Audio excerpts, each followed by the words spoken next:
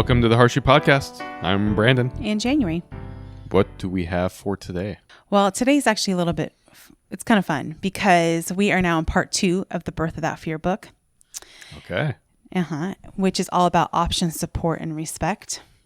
And we're going to get into chapter 4 today and tomorrow. And chapter 4 is Variations of Normal Are Normal, Hospital Birth Without Fear. But for today, I am going to share a quote with you that you may or may not have seen before, y'all. And this is in the beginning of part 2, the book. I do not care what kind of birth you have.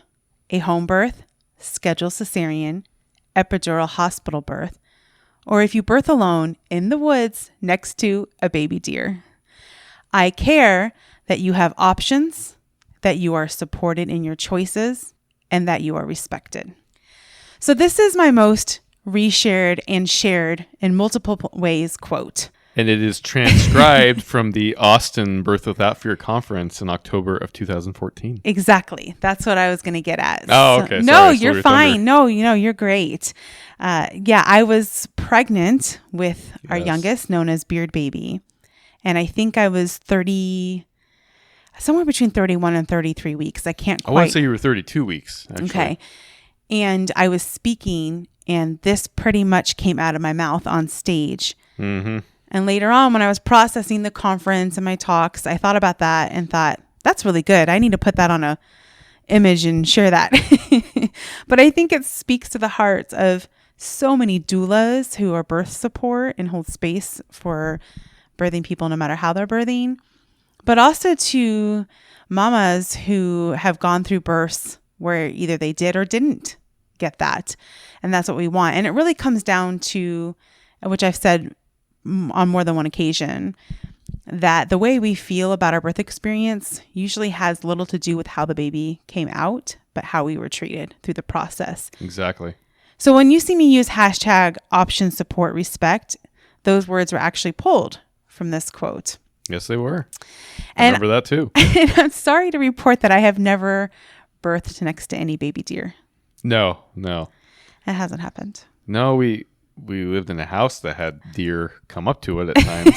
That's not the same But thing. Yeah, that's the closest we came. Do you know one time I shared, I wish I could remember, but a birth photographer's photo they sent me of a mom laboring and birthing, or I don't know if she ended up birthing outside, but she was in a hot tub outside and it was actually snowing and there were deer in the background. And I was like, that is the closest I have seen to a woman birthing next to baby deer. I suppose it wouldn't be that hygienic. You don't want a tick getting on your baby or something like that from the deer. Spoken like a true dude. Not even what I was thinking at all. Maybe because I've experienced labor land, and when you're in labor land, you are not usually thinking about those kinds of things. Maybe when you're prepping for the birth, you're thinking about those kinds of things. But if anybody ever gives birth next to baby deer, please send me a photo of that. Because someone sent me a photo of them. No, that was her breastfeeding next to a mama kangaroo breastfeeding her Joey. Nope. I think that's the closest we come. I will say there's a wonderful birth story shared on our Instagram right now that is probably as close as it gets to that kind of a birth story. It's a really beautifully written story. So you could check that out on our Birth Without Fear Instagram. But that's really what this quote is about.